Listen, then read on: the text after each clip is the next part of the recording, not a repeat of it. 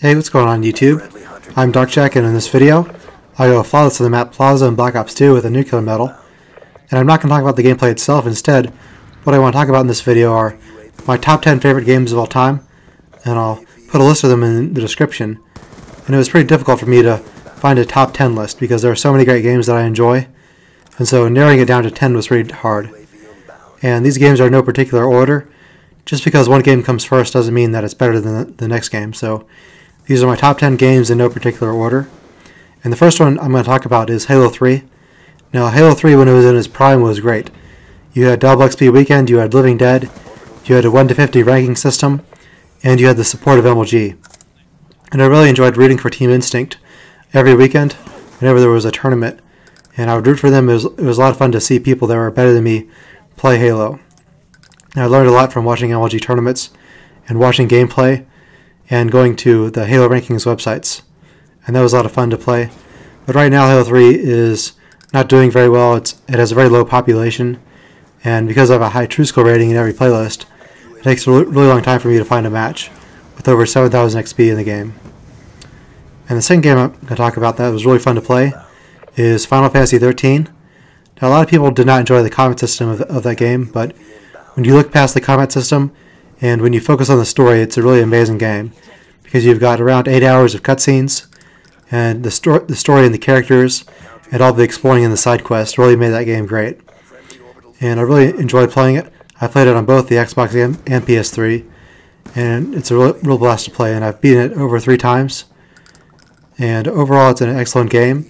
I know a lot of people didn't like it, but when you take into consideration that it's a JRPG, it's not a Western RPG, and JRPGs are known for their story and known for their beautiful graphics. And when you look at it from that perspective, it's an amazing accomplishment with a huge production value behind it. And the third game I'm going to talk about is the Jak and Daxter Collection. And that's one of my favorite platforming games of all time, back on the PS2, and it's also on PS3 with its HD version. And that's probably my second favorite platforming game of all time, next to Super Mario 64. And I really enjoy that game for the driving, for the questing, for the side missions, for the Easter eggs, and for the boss battles. And it was a pretty challenging game, especially Jak 2. And overall, it's an excellent game, and the racing as well is fun. And there was a Jak X racing game as well that was a lot of fun to play. And the fourth game I'm going to mention is Red Dead Redemption, which is a beautiful RPG game from Rockstar Games. And I really enjoyed the combat, the exploring, the questing, doing all the side missions. And there's a common thread to what makes a game great. Either a great game has great multiplayer that's very addictive, like Halo 3 or Call of Duty, or it has a great story behind it with a lot of replay value. So I've beaten Red Dead Redemption twice, and I'm going to beat it a third time eventually.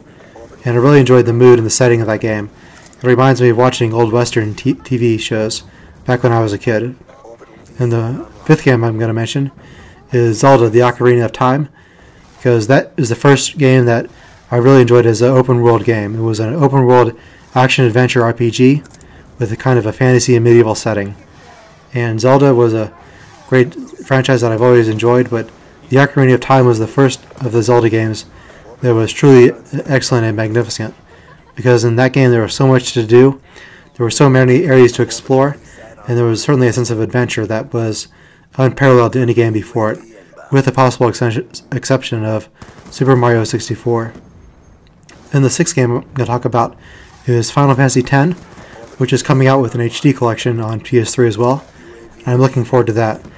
But because Final Fantasy X tells a great story, it has great memorable characters, there are lots of towns and mini-games and side quests that you can do.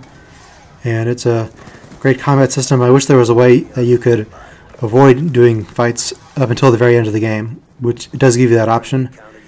But my only gripe with that game is that you can't get away from the combat. Whenever you're exploring, you always have to be fighting enemies, and there's no way to auto-heal your allies.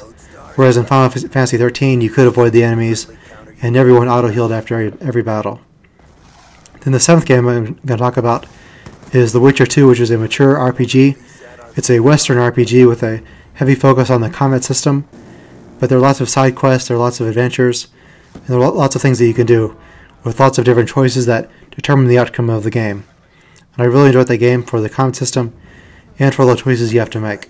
So that's a great game overall, even though a lot of people thought it was too difficult. And the 8th game I'm going to talk about is Super Mario 64. That is the game that defined what a system seller is. That game was the system seller for the Nintendo 64, which was a great console. And in Super Mario 64, that was the first 3D game of its kind.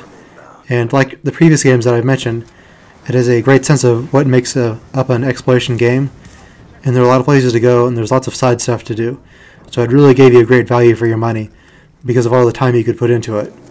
And then the 9th game I'm going to talk about is Dark Souls. And Dark Souls is a very challenging game, but it's a game that I think anyone can beat if you put in enough time and effort into it. And you do your research ahead of time by looking at the maps and looking at strategy guides. And Dark Souls is a great game because it blends multiplayer and single player together. So it's not a multiplayer or single player game, it's both, and so it's a new genre of games. What I really like about Dark Souls is the sense of accomplishment you get after beating each boss. And so you work really hard and you have to grind and level up your character until your character is strong enough to beat the boss. And then once you finally beat it, you get a sense of accomplishment, and it's really great. And the last game I'm going to mention is Donkey Kong 64 in the Donkey Kong series, which is a really fun platformer. It's probably my favorite 2D platformer of all time. And next to the Super Mario 64 series, it was probably my favorite platforming series of all time, as well as the Jak and Daxter Collection. Because it's a fun game, it's a challenging game, and it's one that rewards you for memorizing the layout of the levels, much like old-style video games. And so that is my top 10 series for my favorite games of all time. You can post yours in the comment section below, and I'll see you guys later.